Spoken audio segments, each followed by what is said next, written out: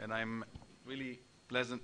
It is my pleasure now to invite my co-chair, Dr. Blair O'Neill from Alberta Health Services, Edmonton in Alberta, Canada, and also the past president of CCS, speak to us about encouraging innovation across the entire healthcare system, strategic clinical networks in Alberta, Canada. So thank you very much for coming again. Thanks, Amit. So we've heard two great talks so far, and I'm going to change tune a little bit, but I think as Rand had mentioned, here we are in Canada. We're blessed with a very large country. We're blessed with very good education, public system, post-secondary education, academic health sciences center. But we are, when you look at the list of innovators, and thank you for not showing that, Rand, Canada is in OECD countries rates rather down, and whether that's because we're lazy, it's likely because we're blessed with so many natural resources, we haven't had to work for it, and we're not under threat all the time, and plus we have the proximity to the world's greatest market, so that's made life easy. But we don't want to set on our laurels. So as a country, we're really taking notice of that, and our Canadian Institution of Health Research has strategies to try to increase our innovation to commercialization, emerging networks, centers of excellence through Industry Canada.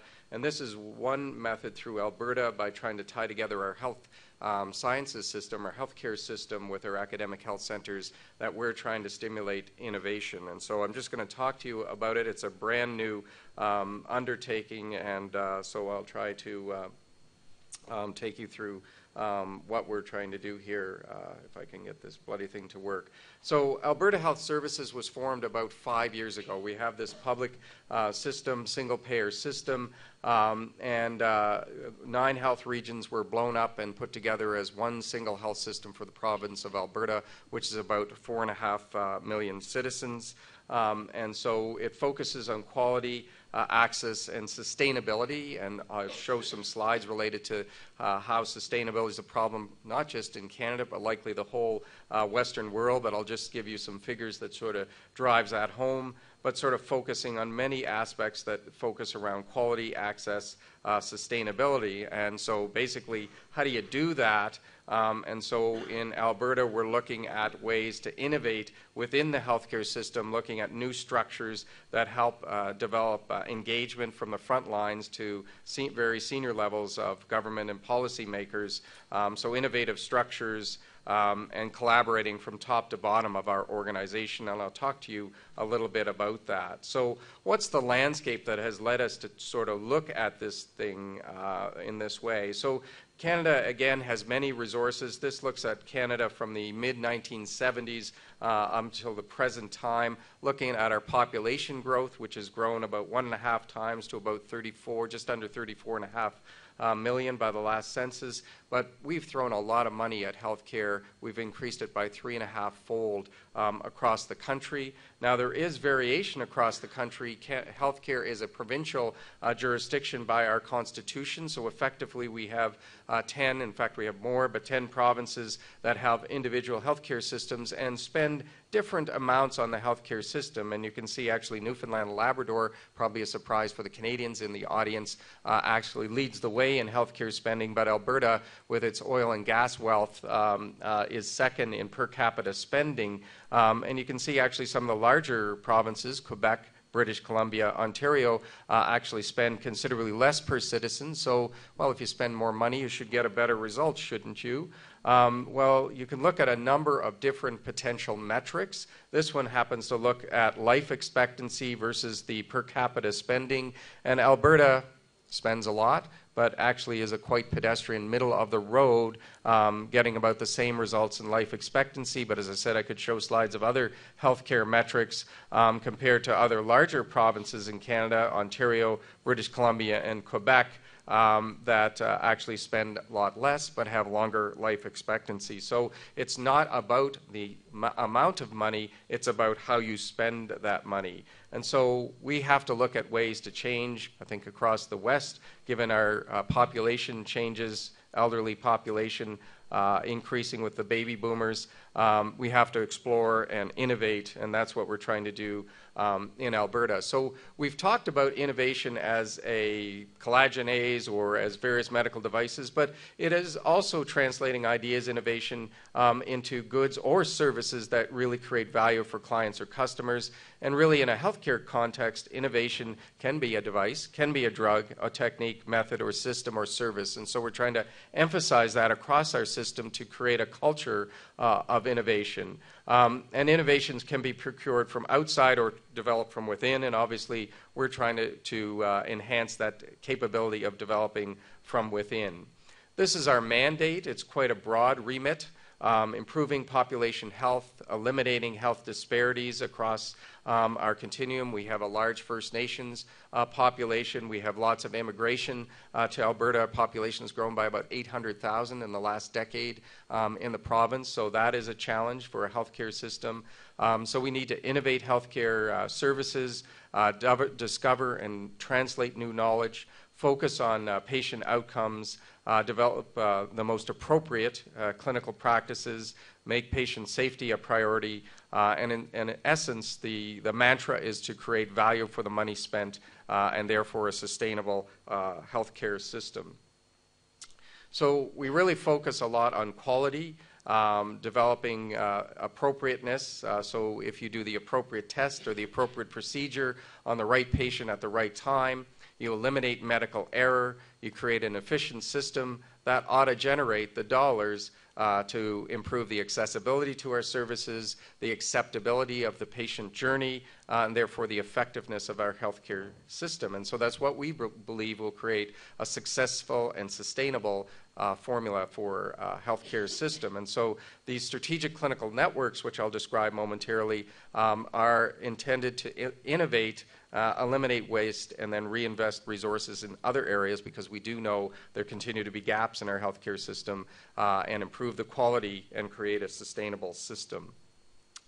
So why networks? Certainly in Alberta, we have not invented networks. They're used extensively in other healthcare systems around the world, the UK, Australia, New Zealand. But they are a way to facilitate collaboration, joint decision-making, and shared learning, promote the use and uptake of clinical experience, knowledge, research to reduce variation and improve care. And you're able to involve partners all along the way, not just partners within the traditional healthcare system, but outside, be they industry partners, government partners, etc. So improving and innovating along the way.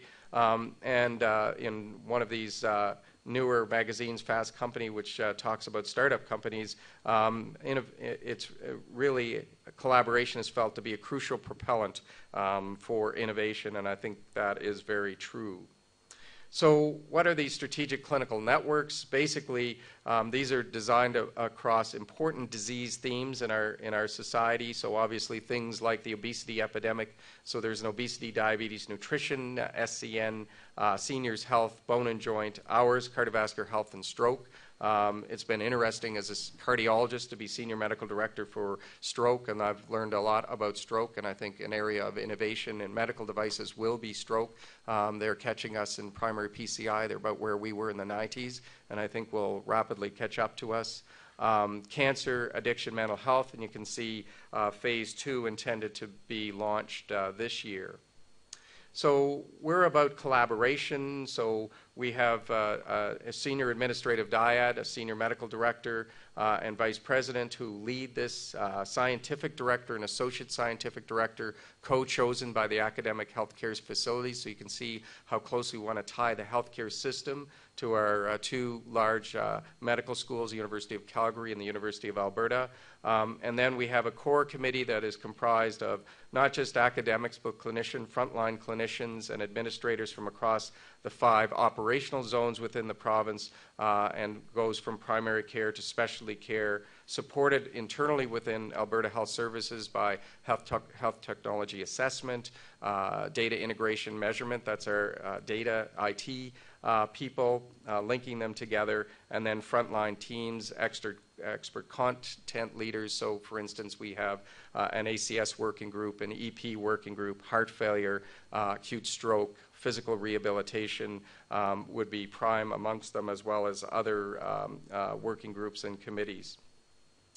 And it's about getting, again, engagement, the right people in the right room, determining priorities and strategic direction for the network, representing as broad a group as possible, but especially their immediate constituencies. There's considerable differences between, obviously, rural Alberta and urban Alberta, developing evidence-based practices, always thinking innovation, developing not necessarily the best practices, obviously where possible, but also thinking about what are actually going to be the next practices and system redesign, suggesting things that we can stop, thinking geographic equity, and thinking always about enhancing the quality of our healthcare system, ideas up and down the chain.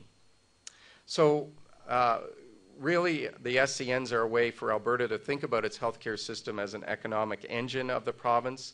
You can see Alberta, Brad did a nice geography lesson for Canada, a big country. Alberta is a big province. That was one of the things I moved from the very east, one of the smaller provinces, to Alberta, and the challenges of delivering healthcare services across that wide a geography are immense. But health is a global business. Israel is very much a part of that business.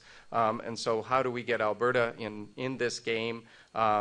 We certainly feel we can, by improving our healthcare system and innovating, do those sort of things. And Alberta, we feel, has major competitive advantages that we want to try to leverage. So our provincial approach, the One Health system, is unique. The university alignment is unique. And so we think our research and development structure within this can be unique, and we can also leverage health with the energy sector, environment, and food research sector as well. Health generates major economic activities, not as large as oil and gas, but people are amazed to see the percent of GDP that actually is devoted to health care and that is generated by health care. And so that's what we're trying to leverage within our province. And so the SCNs really are an engagement exercise, engaging academics with the healthcare system, so where we can have patients, administrators, providers, researchers, and health policymakers in the same room, helping to collaborate and innovate across the system.